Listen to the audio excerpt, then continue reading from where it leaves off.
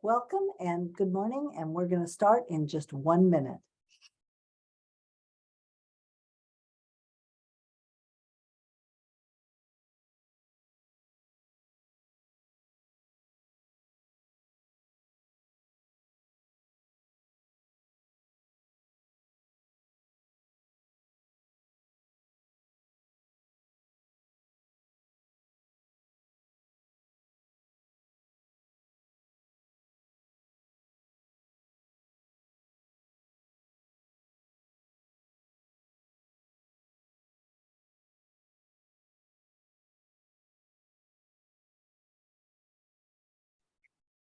All right, let's go ahead and get started. This is Bonnie McFarland, and on behalf of our team, I'd like to wish you a belated Happy New Year's. Seems like it's been a long time since we've been together.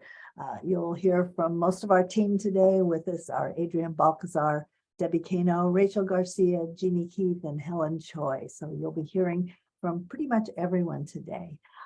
It sounds like the news for the new year, what we keep hearing from the state budget report is that things are supposed to be calming down a bit this year with fewer new programs. So all of you can focus on implementation instead of continually writing new plans, but we'll see how that goes. We're already seeing signs of potential changes that may not seem like big to most, but they seem to be the kind of things that likely fall on your plate. So we're going to keep track of what's happening as we move along and keep you updated. We sincerely hope that the efforts you've made in the past few years, and with all the changes that have come up, are being recognized by your districts and your charters. So hopefully they notice all the work you've done. And we want you to know, though, we recognize all the work you've done to address new requirements, and often with short timelines and very limited information, but you've made it happen, you've made it work. And we respect and appreciate your efforts, and your efforts motivate us to work harder to support you. So we hope to do that as we start in 2023. So let's take a look at the agenda for today. And so today's agenda kind of reflects where we are in the year. We find that in the middle of the year, things can kind of get lost, passed over. We start the year with planning and we have all the plans in place, and then the end of the year, evaluations and reports, but mid-year, sometimes things kind of get lost. So we wanted to touch on a few of those things. And first has to do with parent and family engagement policies. We just wanted to review that. And then school site council composition, frequent non-compliant area, and often it seems to fall apart mid-year. So we just wanted to update you on that. Also, a couple other things. The comprehensive school safety plan is coming due, so we'll talk about that. Also wanted to talk about prioritization requirements for Title II and Title IV, something that doesn't get a lot of press. And then we'll have an update on compliance monitoring, and also just a brief update on LCAP and some information on that and some upcoming trainings. And then we have a number of additional updates and reminders, some things that we just want to put on your radar. So that's our agenda for today.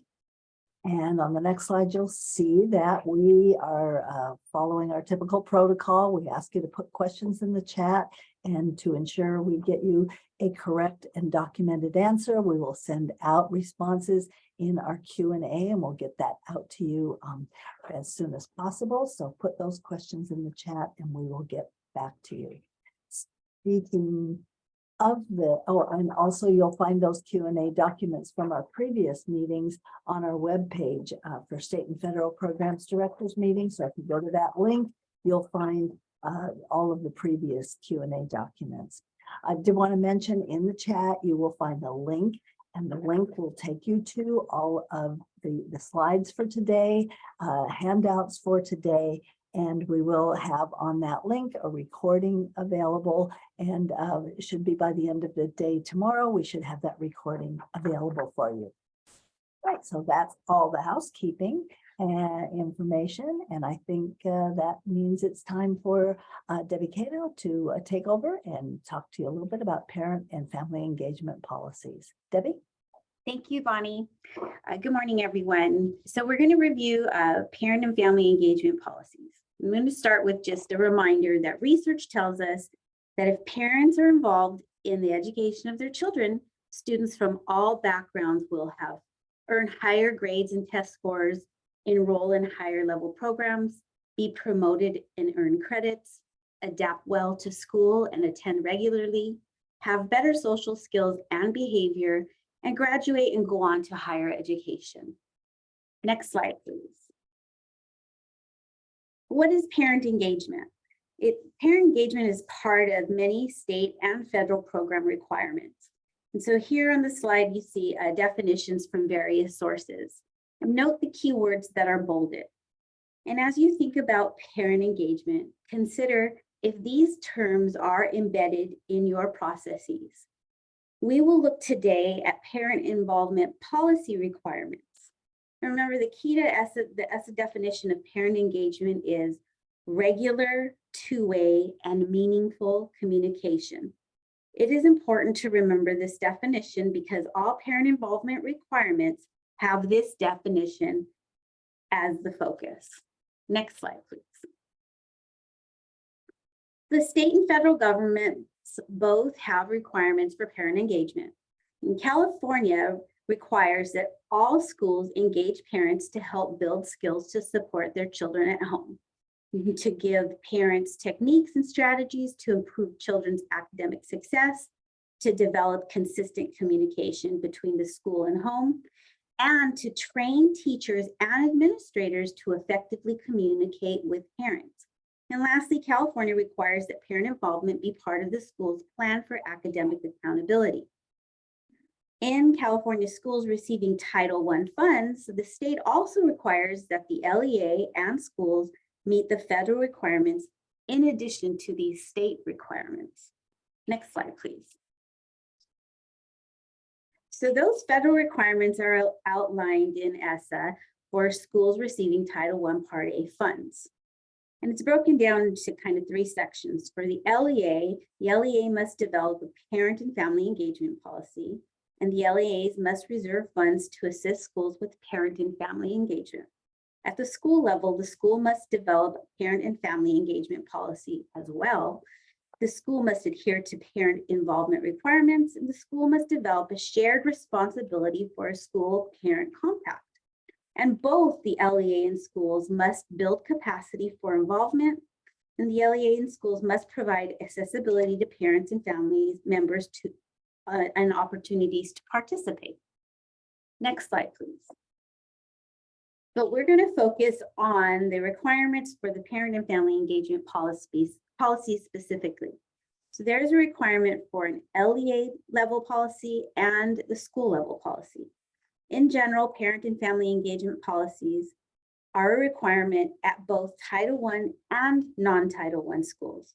It's just that at the Title I schools, they have a specific requirement for the content of the policy, and the policies must be developed jointly with the parents, and it must be distributed to the parents of Title I students. At a school-wide school, this would mean all students, so all parents. In a targeted assistance school, the policy meeting federal requirements would only need to be distributed to the parents of students that are identified for targeted assistance in Title I services. Next slide, please. So the LEA level written policy. The policy must involve parents and family members in jointly developing the LEA plan and the plan development for support and improvement plans. The LEA must provide the coordination, technical assistance to schools within the LEA and for planning and implementing effective parent and family involvement activities to improve student academic achievement and school performance. So that's very important. It's not just activities for parents, but activities specifically targeting student academic achievement and school performance. The LEA must also coordinate and integrate parent and family engagement strategies with other relevant federal, state, and local laws and programs. They must also conduct an annual evaluation of the content and effectiveness of the parent and family engagement policy in improving the academic quality of all schools identified. So this evaluation must evaluate and look at the barriers to greater participation by parents in activities, with particular attention to parents who are economically disadvantaged or disabled, have limited English proficiency, have limited literacy, and are of any racial or ethnic minority background. This evaluation also needs to consider the needs of the parents and family members, to assist with learning and their children and engaging with them at home, and engaging with school personnel and teachers.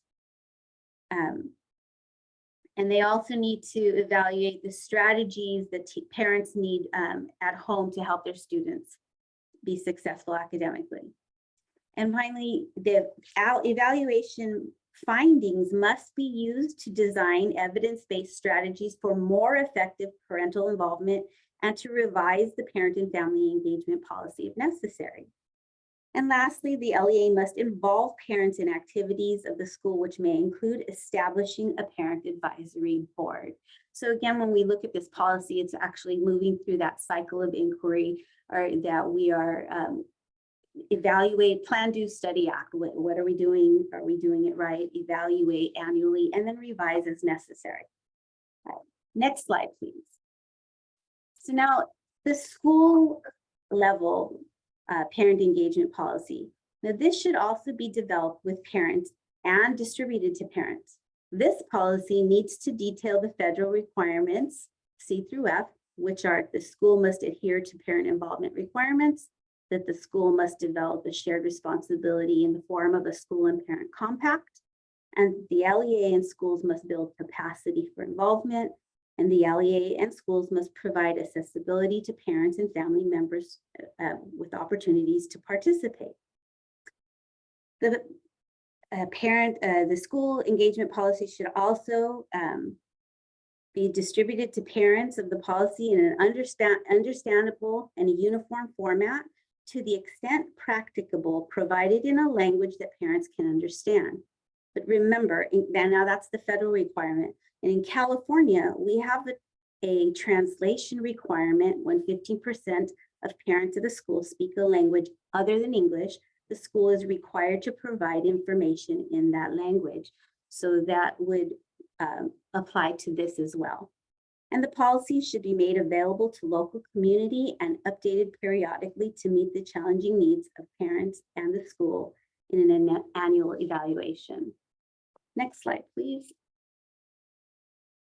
So that school parent compact the compact is supposed to outline how parents, the staff, and the students share responsibility for improved student academic achievement. It should detail how the school and parents will build and develop a partnership to help children achieve the state's high standards. Next slide, please. The CDE provides this information and templates for LEAs to reference and to adapt as they see fit. So here is just some screenshots and the link to the CDE website with resources for you. Next slide. So I started by sharing the research that tells us that if parents are involved in education of their children, that students from all backgrounds will earn higher grades and test scores, enroll in higher level programs, be promoted and earn credits, adapt well to school and attend regularly, have better social skills and behavior, and graduate and go on to higher education. Our laws require parent engagement from both the federal and state government are founded with this intent. There are resources available to really help build your capacity as an educational leader. For those of you who are new to your role, these resources are really important to help provide context for understanding these requirements. And for those of you with years behind you in your role, it's really good to revisit these tools as you conduct your self-reflection and annual evaluations. So now Helen's going to share information about SSC composition.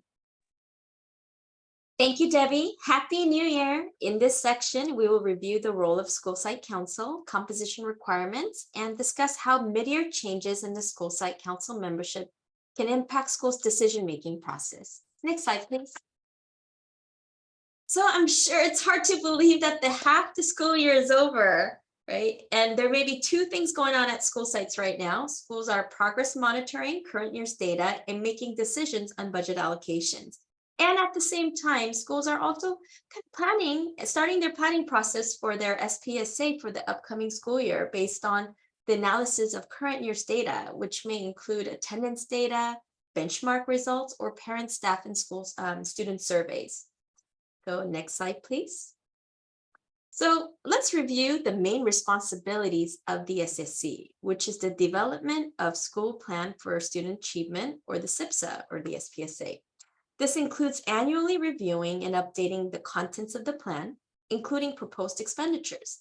The SSC recommends the SPSA to the local governing board for approval. And once approved, the SSC monitors the implementation of the SPSA and annually evaluates its effectiveness. Additionally, the School Site Council is responsible for annually developing the comprehensive school safety plan unless it's delegated to a school safety planning committee that meets education code requirements. We'll be discussing comprehensive safety plan, school plan later in this presentation. Next slide, please. After LEAs receive budget allocations based on the winter CONAP, School Site Council should be also reviewing any budget adjustments in the program based on these funding allocations.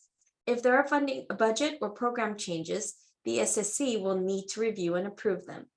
The SSC minutes should reflect the discussion and the approval of these budget revisions.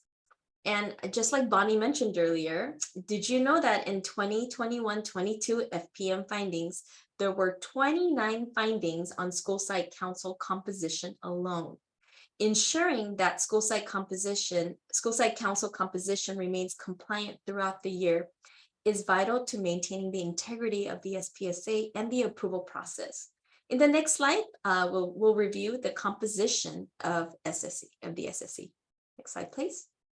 The composition requirements for School Site Council members are established in Ed Code 65000. The SSC in an elementary school is composed of two groups: school staff members and parent community members, representing a parity or equal numbers of members across the school staff members and parent community members who are selected to serve in the SSC. This means that the minimum number of SSC members is 10. The staff composition requirements for secondary schools are the same as elementary schools, but the parent side must also include students who attend the school and are selected by their peers. Ed Code 65001 allows for some School Site Council exceptions for small schools. The first exception is that schools with a common site administrator may operate a shared School Site Council if the school has less than 300 students. The second exception is that up to 3 schools with a combined population of less than 1,000 students may operate a shared School Site Council if the school sites have shared campus or if the schools have geographic proximity to one another and similar student populations. With both of these exceptions, shared School Site Councils also must still meet the composition requirements. If these composition requirements are not met, then any approvals made by the council may be null and void. Next slide, please. So let's pause and reflect. In order for changes in the SPSAs to be approved and meet the requirements of the law, the composition of the SSC must meet the legal requirements. We all understand that getting SSC set up can be challenging, but what may be more important and challenging is to maintain the active membership of the SSC. After the establishment of the SSC, are you aware or do you know if there have been any changes to the composition of the school's SSC? Did any members move and change schools? Are they still showing up and are they still interested in the decision-making process? How has SSC's attendance been like? It starts with the correct composition of the SSC members. Approval can only happen with the sanctioned School Site Council composition. Next slide, please. So what happens when a member leaves SSC middle of the year? Remember that the School Site Council procedures may be governed by district policies and bylaws. While bylaws are not required, they are highly recommended. Disagreements, disputes, and questions regarding how to proceed are best addressed through comprehensive bylaws that anticipate questions or conflicts that may arise. In most cases, these would have been resolved more smoothly if there had been bylaws in place addressing this issue. Also, as a district, are there policies and procedures and systems to address mid-year changes? This is a good time to see and ensure that your schools are meeting the SSC composition requirements, and for districts to review policies to ensure that decisions are carried out with fidelity and adhering to the codes. SSC composition is more important as critical decisions will be made not just for budget adjustments in this current year, but to start to planning for the SPSAs for the 23-24 school year. Thank you, and now I'll turn it over to Rachel for a comprehensive school safety plan. Thank you, Helen. Good morning, everyone. So in this section, we'll be taking a look at the requirements for school safety plans. Next slide, please. So as you may know, California Education Code requires every kindergarten through grade 12 public school to develop and maintain a comprehensive school safety plan that's designed to address campus risks, prepare for emergencies, as well as create a safe and secure learning environment for both students and staff. In a school district with fewer than 2,501 units of ADA, there may be one comprehensive school safety plan for all schools within the district. And requirements for comprehensive school safety plans are spelled out in Education Code sections 32280 through 32289.5. Next slide, please. So Education Code requires that the comprehensive school safety plan be written and developed by the school site council, as Helen mentioned in the previous section. However, the school site council also has the option to delegate this responsibility to a school safety planning committee.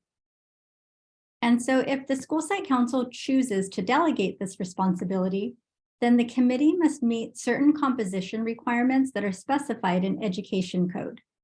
So this would include the principal or his or her designee, one teacher, one parent of a student who attends the school, one classified employee, and any other members if desired.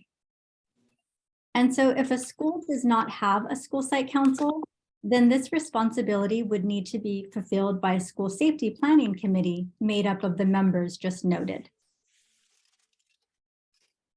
The school site council or the safety planning committee is also required to consult with the representative from a law enforcement agency, a fire department, and other first responder entities each year when developing or updating the plan.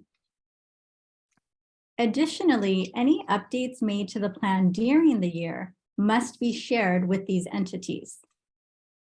And this requirement to consult with the fire department and other first responder entities, in addition to law enforcement agencies, has been in place since January 1st, 2019 through Assembly Bill 1747.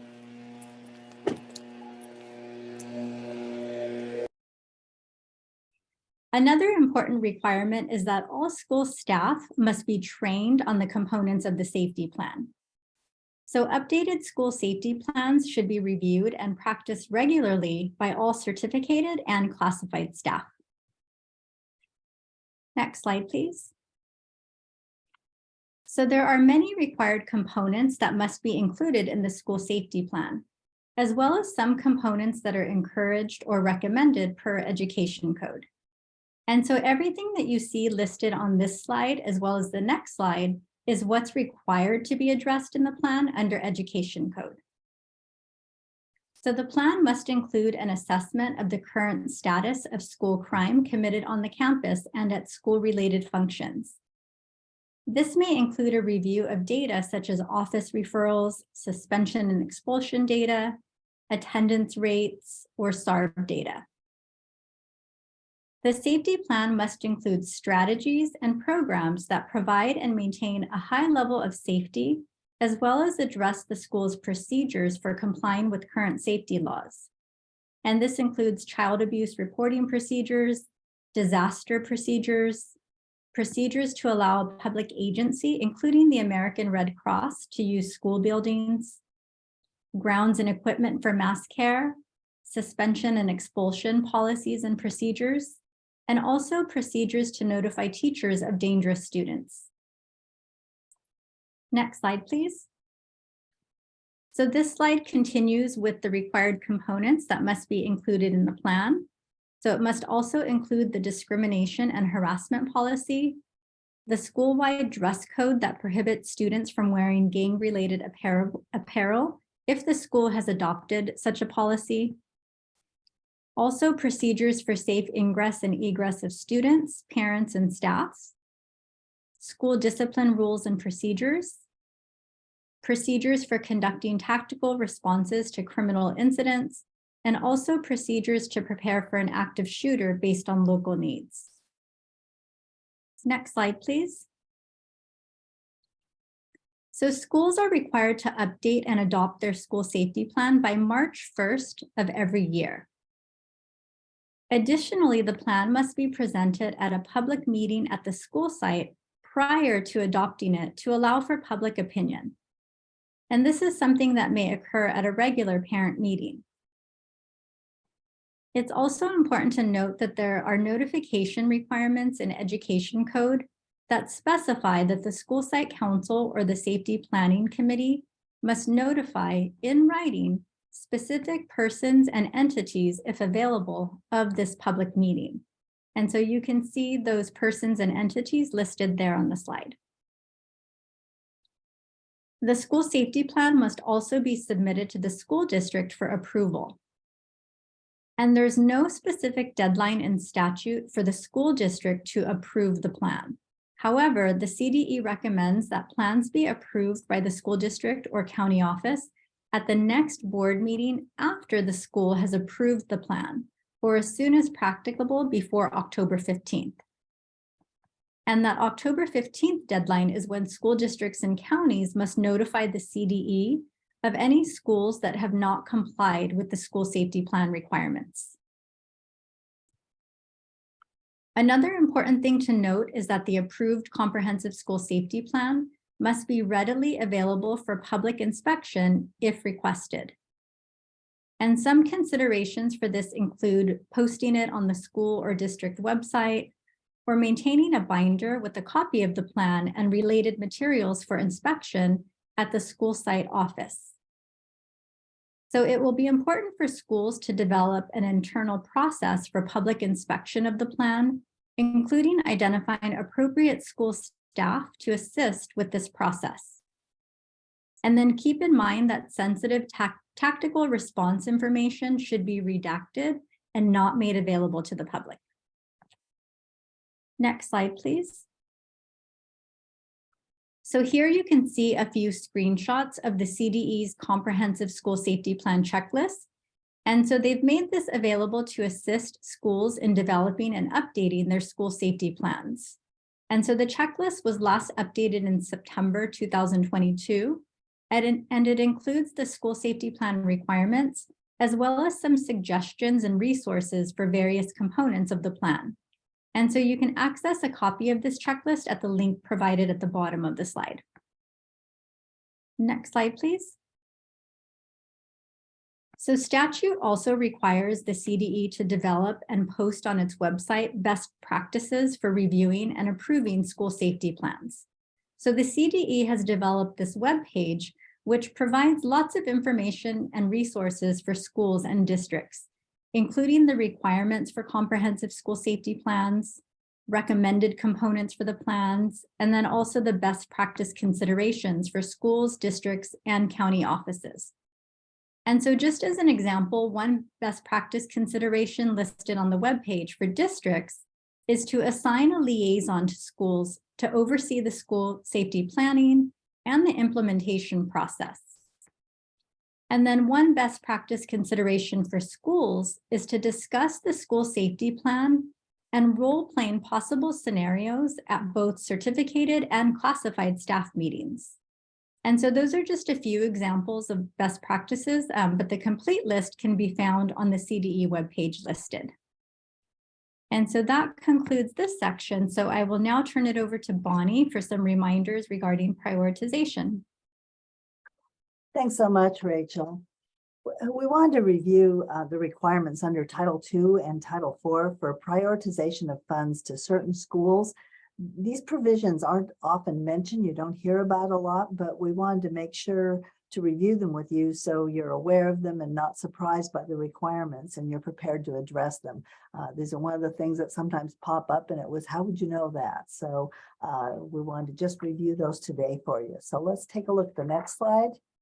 And what does prioritization about? Well, Title II Part A and Title IV Part A, and we say Part A because those are the basic formula grant programs you get. There are other programs under those titles, but we're looking at the formula grant programs that you get. So both of these are LEA level programs. So neither of these has a specific school allocation procedure or formula in statute for allocating funds out to school sites as Title I has. So services from the programs are either provided through school level allocations or through district administered services to school sites. Since programs take place at school sites, but they can either be district administered programs or you can allocate the funds out, and that's your choice as a district. Both of these programs include a requirement to prioritize funding to specific school sites. And some of the school sites included in each program are the same, but there are some differences. And there's also differences in how the requirements are documented and how they're monitored by the state. So we'll take a minute and just review those. First of all, on the next slide, we'll see where this connects. The prioritization requirements for both programs are really connected to the LEA plan, which in California we call the LCAP Federal Addendum. So if you hear LEA plan, LCAP Federal Addendum, it's the same thing. For Title II, a description was required in the Title II section of your originally submitted addendum. For those of you, that was some time ago. If you're a relatively new charter, it might be more recent. But originally, you were required to provide a description of how you were prioritizing funds to identified schools. And that's something that should be updated annually to reflect your current practice. For Title IV, the addendum included an assurance LEAs had to agree with for receipt of the funds. So no description, but an assurance for Title IV. So that's the first difference, but both were related to the LCAP Federal Addendum. So let's look at Title II, beginning on the next slide. Okay. This is a requirement as it's found in ESSA. So you can see this is directly from the law. And as you can see, it requires prioritizing three types of schools. Those implementing comprehensive support and improvement activities, that's your CSI schools, those implementing targeted support and improvement, TSI schools, and those in which high percentages of low income, that have high percentages of low income students. And you'll see the language there is a little perhaps convoluted because it's legal language, but it refers to section 1124C, and 1124C is a section of Title I that defines the count used for Title I allocations from the feds to the district, and then you at the district level use that count to rank your schools and allocate funds out to schools. And that is the number of children aged 5 through 17 in the LEA from families below the poverty level. And most of you use the free and reduced meal count for that. Okay. So because these numbers are used to identify Title I schools, that's going to be primarily the schools we're talking about here. These are going to be your highest poverty schools. So those are pretty much interchangeable. The high poverty schools will be your Title I schools. All right, next slide is the federal addendum description. And this is from the FAQs on the CDE website. And they provided some guidance about what that description should look like. So the addendum should include a description, or should have included, and you can look and check, it should have included a description of the district's process for determining Title II funding among all your district schools. So how do you decide how Title II funds are used at school sites and how they get out there? Then how CSI, ATSI, and high poverty schools are prioritized within that. And finally, then you need to determine how those schools receive priority in decisions about Title II funding as compared to other schools. So that description was supposed to be in your addendum, and it would be there or it wouldn't have been approved. So then what you need to do now is check that description, check your addendum, and see, is it current? We often get questions about updating your LCAP federal addendum, when, how often. Well, it should be updated annually to reflect current practice. So you need to take a look at that. Does that reflect what you're doing now? You say, no, that was a long time ago. We're doing things different. Secondly, is it being followed? If that's what you described, are we actually doing it? And then how and where is the process documented? So bottom line, you want to see what's in your addendum. Is it current? If not, then that may need to be updated. If it is it actually happening? All right, next slide is guidance that was provided, and this is just some considerations for LEAs as they're thinking about prioritization. So as you're thinking about how you're going to prioritize it, number one is, what are the authorized use of the funds? So what can you use them for? Secondly, how are you going to determine the needs of schools that are identified? So particularly for CSI and TSI, you have to do that needs assessment. So when you think about Title II, primarily professional development, how is that a part of the needs assessment for your CSI schools? And then how is the district determining if the funding is adequate to support those high need schools? So you need to prioritize them, or perhaps put some additional funding in there. And how do you know if that's adequate to meet the needs? And then how are you consulting with stakeholders? And there are specific stakeholders listed. Most of them you would recognize, but also we're looking at organizations that have expertise in, say, parent and this would be in professional development, specialized instructional support personnel, as long as staff, principals, teachers, and community partners. Next slide has some additional considerations, and that is how the funds are going to be used strategically with other funding sources to support CSI and TSI activities. So if you think of your CSI schools, you probably have a lot of funding going into those schools. They get additional funds that come to the district because of their CSI status. They're probably Title I schools, so they get that funding. There may be other funds. How are you pulling this money in to strategically use it? Keeping in mind the purpose of Title II, and how are you using that strategically to support those schools?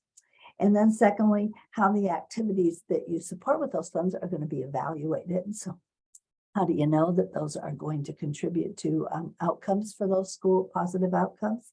And how are you going to consider sustainability for activities supported by the funds? So how can that, if this is an ongoing need, how are you going to sustain that? So those are some things to keep in mind as you review your addendum and say, does what we wrote, because sometimes when you write a plan, you're in a hurry and what you wrote may not reflect as much a thoughtful approach as what you might have now. So take a look and with those considerations in mind and your current practices, and then decide if you need to make any revisions for Title II.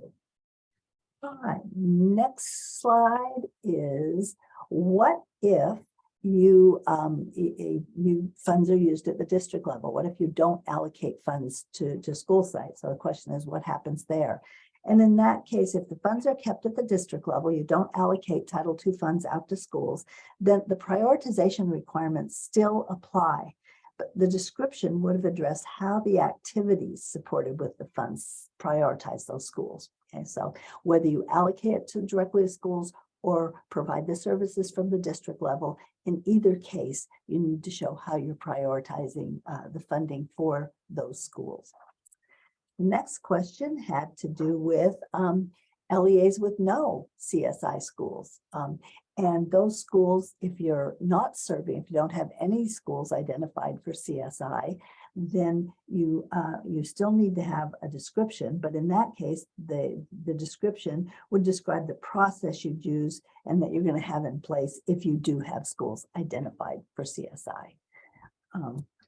Okay, and you'll notice we put ATSI and we are double checking on that. It only lists TSI schools. So we're not clear, and we'll check in the Q&A and let you know if that is actually applicable. Most of the requirements are applicable, but this doesn't specify it. So for now, we're looking at TSI schools, and we don't have any in California, but we do have CSI. All right, next And I saw a question, some questions always about charters. What about charters in single school districts? Because those schools don't have, those LEAs don't have any other schools to compare them with. You can't prioritize, all right, your only school. So what they were told to include, if you're a charter, you were told to just write the LEA as a charter school, and anyone reading it would understand that, and it would not be applicable. But that's what you'll see probably in your application. That's what you were directed to do. All right, so let's take a look now and see about how this is monitored. All right, so Title II is monitored through the Supporting Effective Instruction FPM instrument, and it shows up in two items. The first is more general look. That's in SEI 3, item 3. And this is the review of the LEA's response and the addendum. So this item focuses on your a review, how the district is reviewing and revising the addendum. And it includes a review of prioritization requirements. And that's in item 3.1C in the instrument. You'll see it looks at that description. And what they're looking at is just what we talked about. Are you actually doing it? So you can see at the bottom, the review instructions, the LEA implements it. So are you prioritizing them based on what you said? Are you monitoring that? Again, is it to see if it's effective? And are you revising your addendum as required? So are you revising your addendum to reflect current practice? This is one of those things where you can be non-compliant for not doing what you said you were going to do. Okay, so you're not following your own prioritization requirements. So they'll look at evidence that you're actually doing it, and are you revising to your addendum to make sure it matches what is current. All right. All right. It's also monitored in SEI 11, which looks specifically at CSI prioritization. So we'll look at that on the next slide. There we are. So in this item, what they're looking at is specifically the prioritization requirements for CSI and TSI schools. And you can see it looks at two things. It looks at the planning documents, including the LCAP and the LCAP federal addendum. And so they're gonna review that to see if you're prioritizing based on those planning documents. And then it also looks at your professional development activities that are provided under Title II to those schools and your high poverty schools. So they're going to say, what documentation do you have of planning for that professional development in those schools? And they're asking for specific things, sign-in sheets, agendas, and then they're looking at the activities and records for your comprehensive support and improvement schools and your Title I schools of activities that were implemented at those schools. So that's Title II and the requirements for prioritization and how they're monitored. So let's take a look at Title IV, right? Which, as I said, is somewhat different. All right. So Title IV, prioritization, it also shows up in the addendum, but in this case, there was no required description. Instead, your addendum included a legal assurance that the LEA had to agree to, indicating it would prioritize Title IV funding to the schools identified in the legislation. And the schools that need to be prioritized for Title IV funding are listed on this slide. And as you can see, the first ones are, the first three are the same as for Title II. However, there are two additional types of schools listed under Title IV. And the first is those with the greatest needs as determined by the LEA.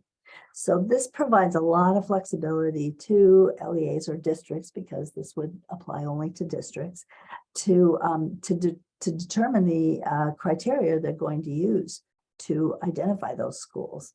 So, however, LEAs need to maintain documentation of that criteria. So if you have schools with greatest needs, and that's what you've decided, you need to have somewhere documented what are those needs and how are you determining how that's prioritized based on those needs.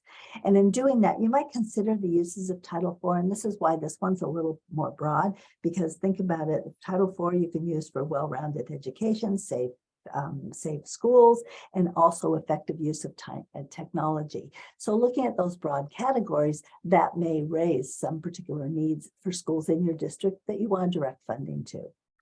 And then the last category are schools identified as persistently dangerous schools, and we have very few of those in the state. So you probably don't have any of those, but if you do, you can prioritize them. You'll also notice another difference here from Title II, and that's the word or versus the word and in Title II. So for Title II, all three types of schools need to be prioritized, whereas for Title IV, one or more of them may be prioritized. So you aren't required to prioritize all of them. So the work here, the next step would be to determine, are you serving schools with that greatest need determination? And if so, is that documented somewhere? So if you were asked, who are those schools, you'd have something to share. And then, and where would you find that documentation if asked? All right, next was Title IV, moving on, is again the assurance. And this is just stating what we said. Title IV contained an assurance. What an assurance is, there's a list of them. You'll see them in the consolidated application. They were also in the addendum. And this is something that your superintendent agrees to by accepting the funds. So any federal funds, they had to agree to this, that they would prioritize. And there's nothing had to be written, but it is a legal assurance that was in there. So it just said basically each LEA shall include assurances, and that was what was included there. It was probably a checkbox that you very well might have missed.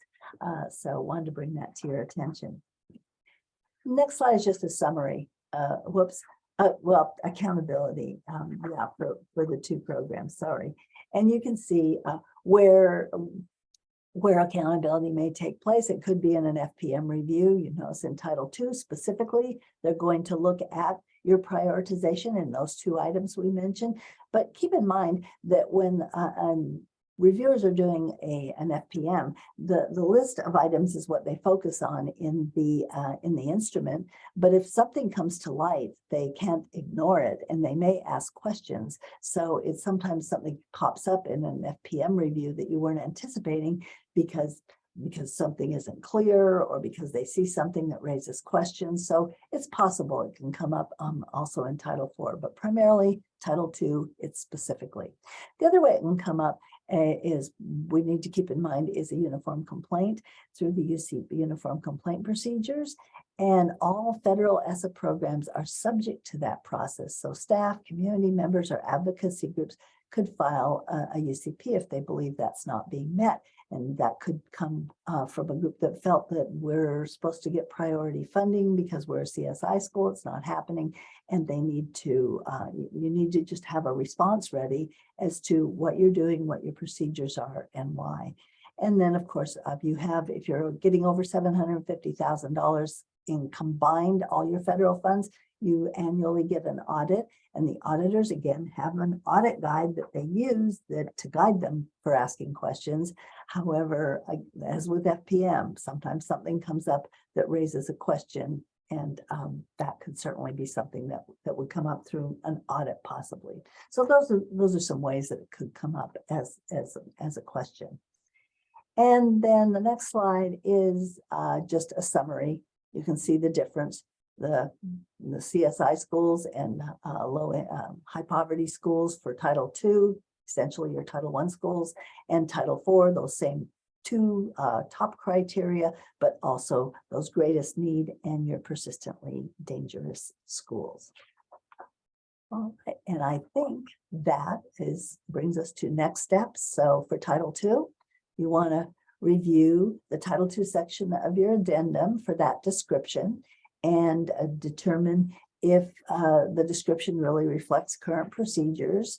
And if the process has changed, then you need to revise your addendum to reflect what's current, and then meet with all the Title II people and make sure everybody's on board and understands the procedures and that you're following them. And for Title IV, you want to determine how you are currently prioritizing Title IV funding. And essentially, what would you say if asked? And that's the way to be prepared. If you were asked, show me how you're prioritizing your Title II funding, how would you show them which types of schools are prioritized, especially if you have that greatest need, and then what's happening at those schools and where's that documented? Right, so that was just one hopefully obscure area that we didn't want you to get hit from behind on. And I'm going to turn it over now to Adrian to talk about program monitoring. Good morning, everyone. Thank you, Bonnie. I'm very happy to be here this morning to share the federal program monitoring update.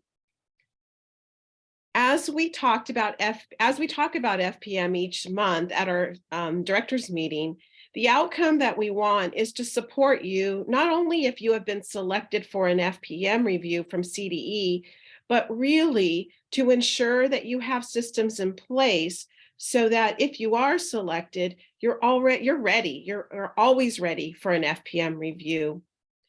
The FPM process is where you start. It's the beginning and not the end. So it's important to start with the instruments and what are the CDE reviewers going to be looking at? What evidence do you need to collect? And this year, the 22-23 FPM reviews were selected from the districts and charters that are in cohorts A and C. But the link here on the PowerPoint here is for everyone, so that everyone has access to the 22-23 program instruments. And this is whether you've been selected for an FPM review or not. So if you're new and you think, well, I'm in cycle B or D, I don't have to worry about this. Well, no, everyone needs to take a look and know what is happening for this particular school year.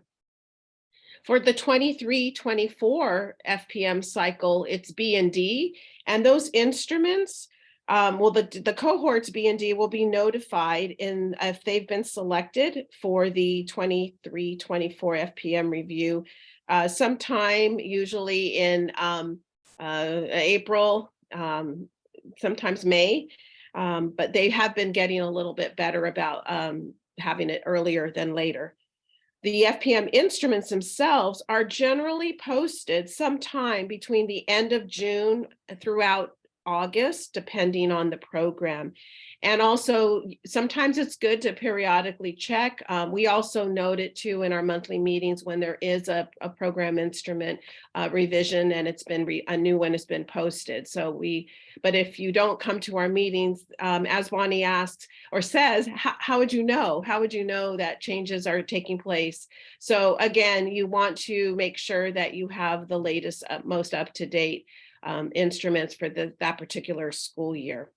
But until then, ask yourself, would you be ready? So if you answered yes, you would be ready for an FPM. Well, that is super great. But oftentimes we get asked, how do I help the school sites get ready? I'm ready, but how do I assist the school sites in collecting the evidence? So today we're going to look at how you can support your school sites with the collection of evidence. This is just one approach to operationalizing compliance within the FPM process. So first, you want to download all of the FPM instruments, and you may want to download all of them because you might not be aware of which federal programs your district or charter are participating in. And so in the long run, it kind of saves you the time of having to go on the website and download it. You know, if you have one area where you just kind of download all of the instruments and then the updated ones as well, it's just kind of easier in the long run. Also, then you need to determine which program instruments actually do apply to your district or charter school, and then which specifically apply to you and your work. And so when the new school year's program instruments are posted, you want to compare the new instrument with the prior year's instrument. And in this process, you want to look for changes and determine if you need to adjust your systems or any procedures. And then lastly, step 4, now you can look at what evidence is required and then determine what is the district's responsibility and what is the school site's responsible for. CDE has provided, as shown on this slide, a summary list in an Excel format for all of the evidence documents, as well as it's organized by individual programs. And so we are providing this to you as FPM handout number 1. And so I believe Christine will be either sharing that or the link to where it's posted. This is a great tool to just have, everything that's needed. And because it's an Excel format, you can also manipulate it. You can delete the pages that don't apply to you and tailor it to your specific needs. And so, again, we are providing this for you as well. Once you have figured out what evidence you will collect from the school sites, you can create a timeline of due dates for the school sites. Some districts and charters will pay for Title I crate, which kind of does the same thing. But if you don't want to do that, this is a simple way of organizing your FPM process. So you will create a timeline of the due dates for the school sites.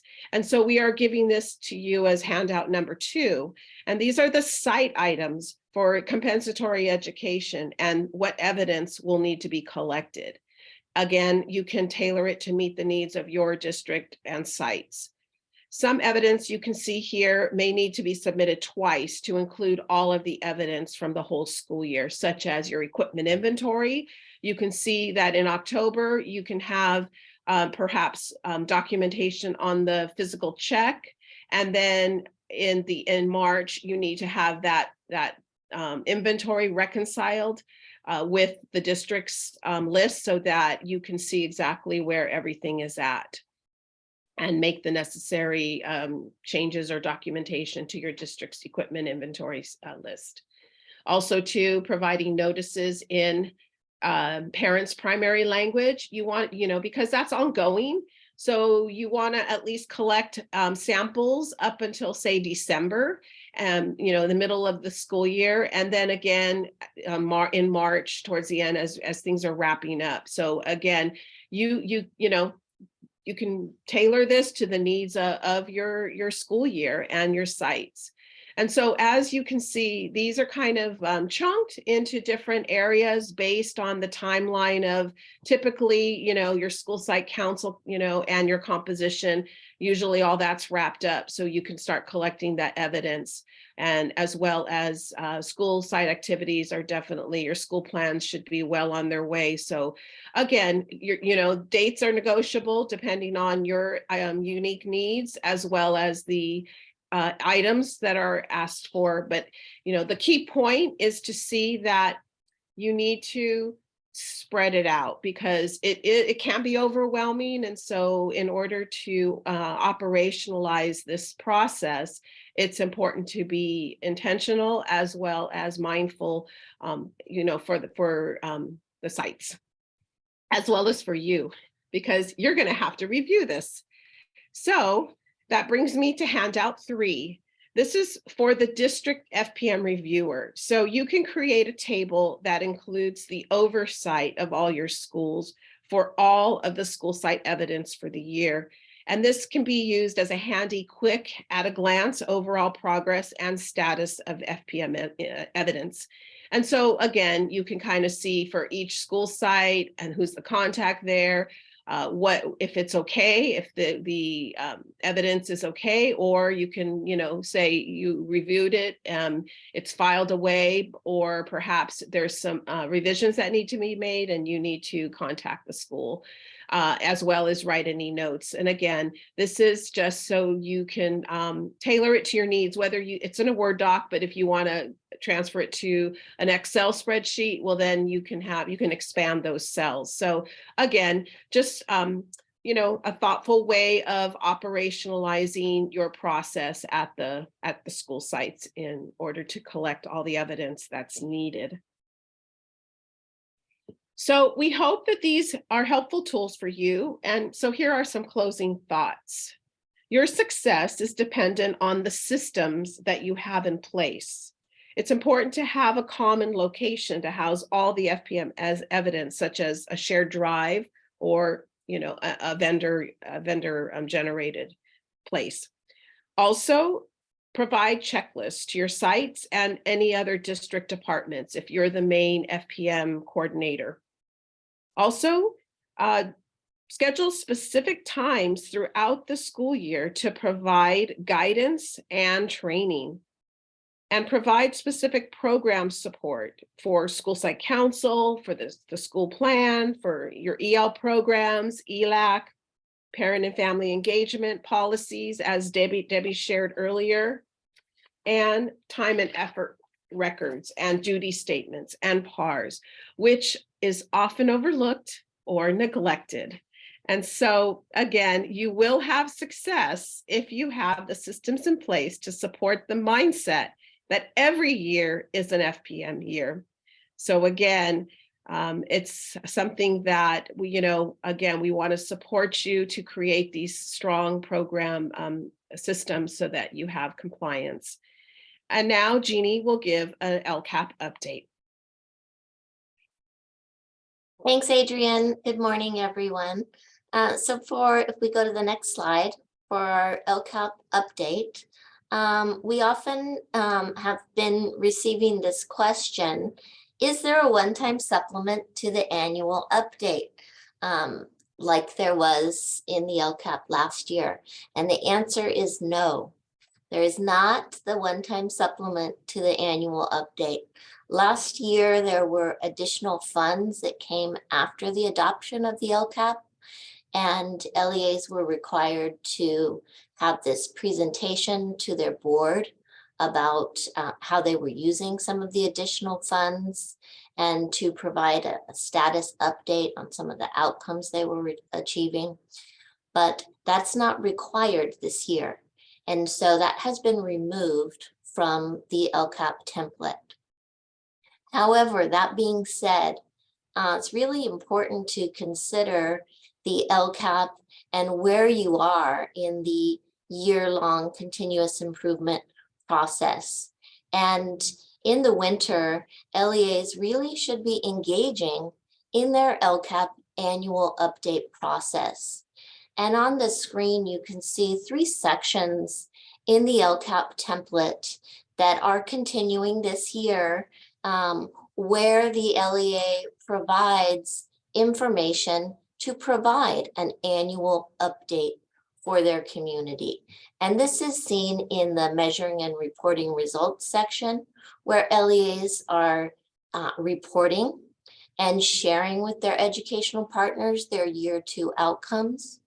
This is also found in the annual update tables, where LEAs are reporting their estimated actual amounts for the funds they anticipate spending on the actions they've included in this year's plan. And these estimated actuals should reflect the calculations for expenditures that LEAs expect through the end of the school year. And so you can see there's 2 tables in the annual update tables.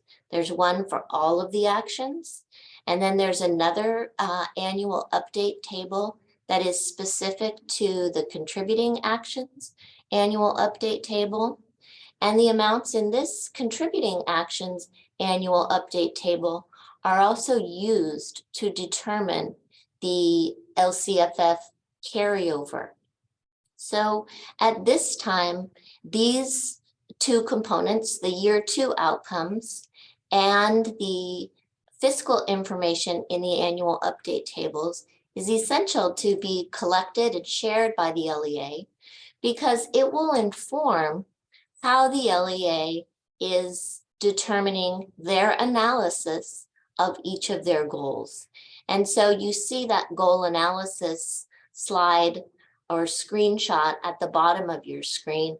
And this is where the LEAs are responding to those key questions about actual implementation, successes and challenges, differences between planned and actual implementation, explaining material differences between what they budgeted and their estimated actuals, and explaining the effectiveness of the actions. So the one-time supplement is no longer in the template. However, the process for continuing the annual update and those components continue to be part of the LCAP process. And on the next slide, we just provided for you the components that are included in the required LCAP template. And these are the same as last year, with the exception of the one-time supplement. The components in the action tables, and these are the same as last year, just updated for the year moving forward, and same as the budget overview for parents. And we've also included on the slide for your reference a link to the CDE LCAP webinars. And there's a couple remaining webinars that the CDE is still providing. I think there's one this afternoon. And these webinars have gone in detail to each of the sections and components in the LCAP template. And then on the next slide, we provide a reminder, and we hope that you'll be joining us for our two-part LCAP series, which begins tomorrow. And this series is really designed for both district and charter school program and fiscal administrators who are responsible for the development and submission of the LCAP. So tomorrow's training is the LCAP overview and updates, and you can see the items that will be addressed tomorrow afternoon.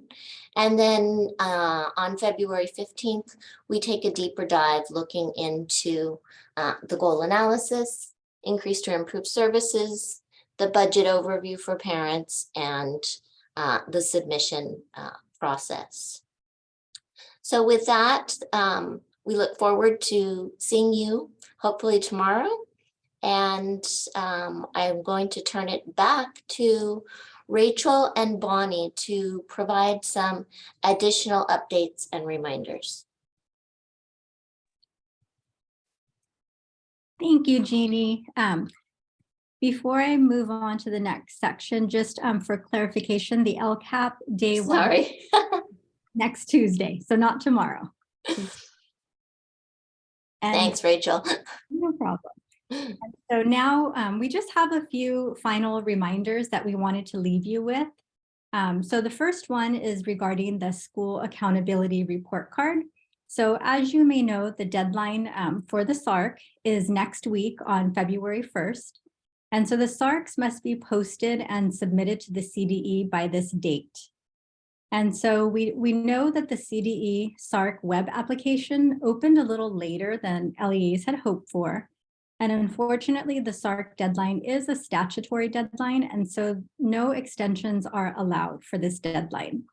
We've included on the slide a screenshot of the letter that the CDE sent out to the field on January 12th regarding the opening of the SARC web application through the new My CDE Connect system.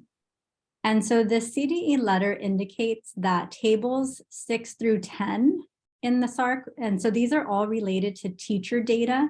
So this data is not available at this time and won't be available until after the February 1st deadline.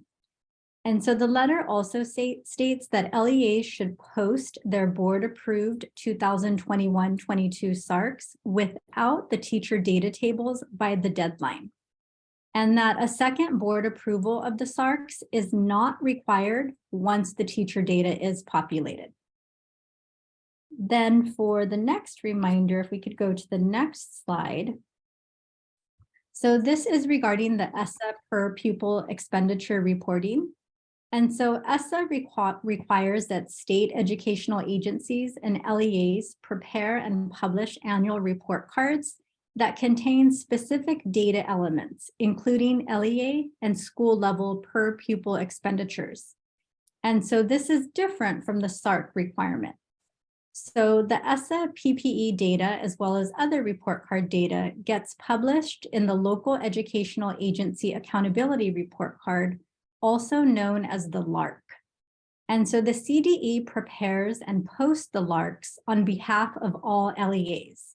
So most of the data in the LARCs is data that CDE already has. And so the only additional data that LEAs submit for the LARCs are the ESSA PPE data. And so as a reminder, all LEAs are required to report the 2021-22 per pupil expenditures of federal, state, and local funds, including actual personnel expenditures and actual non-personnel expenditures, disaggregated by source of funds for the LEA and each school in the LEA by March 1st. So that deadline is coming up. And so this data gets reported to the CDE through a web-based application. And so CDE has indicated that the access codes for this web-based application was sent to superintendents and CBOs back in November.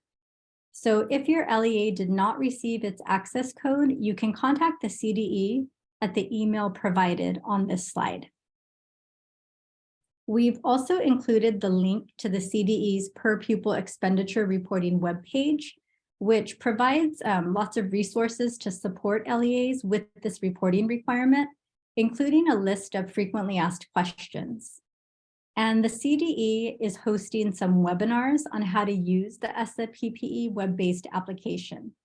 So they just hosted one earlier this week, and there are 2 more webinar dates available.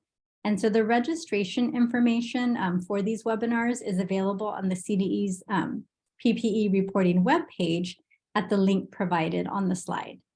And so we recommend that the person responsible for completing the ESSA PPE reporting attend the webinar, as the CDE provides some helpful information for LEAs, including some common issues with the data reported in previous years. And they'll also provide a demo of the reporting system. Next slide, please. So next, we just have a few reminders regarding the 2 plans that were required as a condition of receiving ESSER 3 funds. And so the first plan that was required under ESSER 3 is the Safe Return to In-Person Instruction and Continuity of Services plan. And remember that this plan must be reviewed and, if appropriate, revised at least every 6 months until September 30th, 2023. And for this plan, LEAs were required to seek public input on the development of this plan. And so keep in mind that public input is also required when determining if revisions are needed and when making those revisions. And then any revisions made must be publicly posted on the LEA's website. The second plan required under ESSER 3 was the ESSER 3 expenditure plan. And so with this plan, we just wanted to remind everyone that the ESSER 3 expenditure plan is considered a living document, and therefore it should be reviewed and revised as the LEA's spending needs change. So another important thing we'd like to note regarding these plans is that these plans are being scrutinized, and the Ed Office of Inspector General has stressed that future federal oversight will monitor the review and any needed revisions of these plans.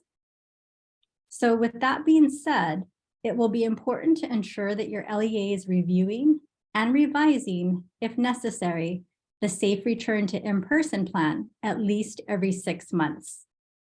You'll also want to ensure that your ESSER 3 expenditure plan reflects how the LEA is actually spending its ESSER 3 funds.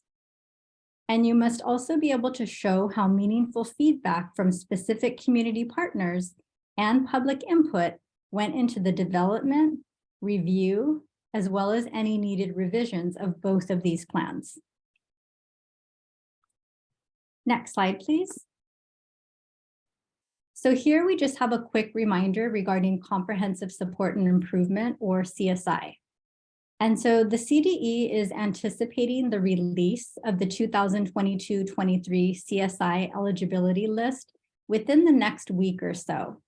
And so they have scheduled some upcoming webinars related to the release of this information.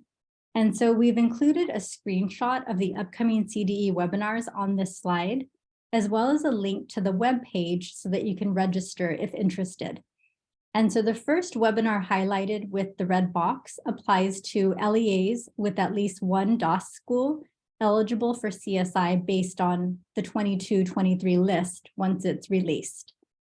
And the last webinar highlighted with the red box around it applies to LEAs with at least one school eligible for CSI on the 22-23 list.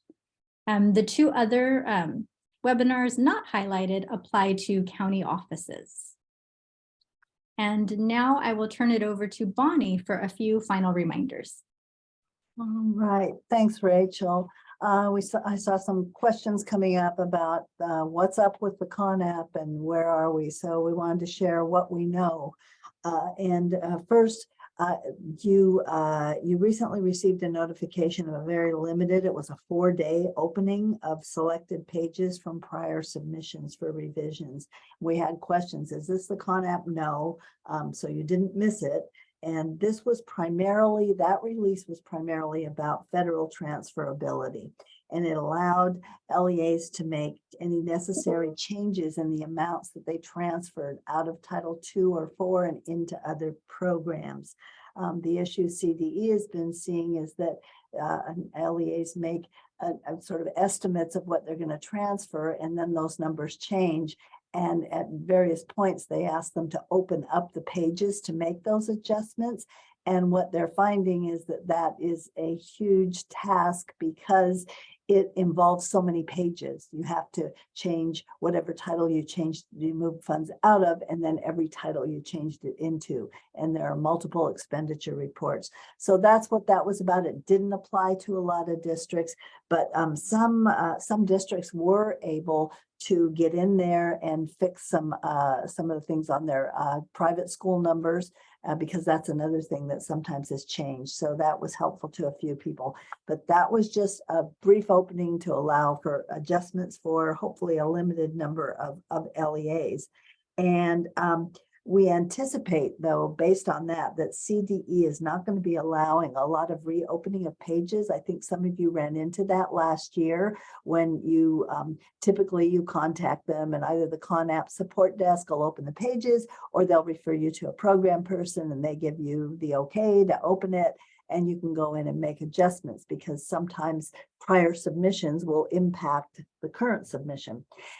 Anyway, last year, some of you got caught in that because they suddenly cut off any openings. And that was because this whole transferability issue was just causing a lot of work up there because of the number of districts wanting to make changes and the number of pages.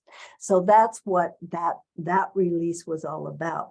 And so what they're making, the winter release obviously is not out yet. It's been delayed. We don't have a date for this for the release. And part of the reason is they are making changes to the transferability and how that's reported. And so those technical changes are taking some time. However, we expect it should come out, I would expect probably in February. I'm hoping it doesn't run into March, but the challenge we see is that there may be a short turnaround. Usually when they release it late, they give you the same amount of time as you would have had, so they move the submission date out.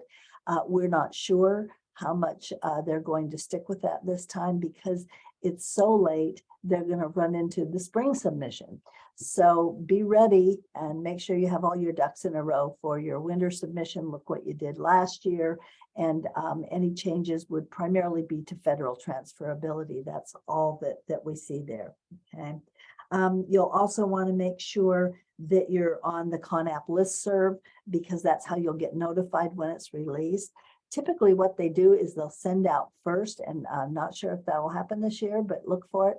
They'll send out a list of changes, and that's sort of a heads up that they're going to open it fairly soon. So usually they send out a one pager, and it lists all the pages that change, so you can be prepared for that.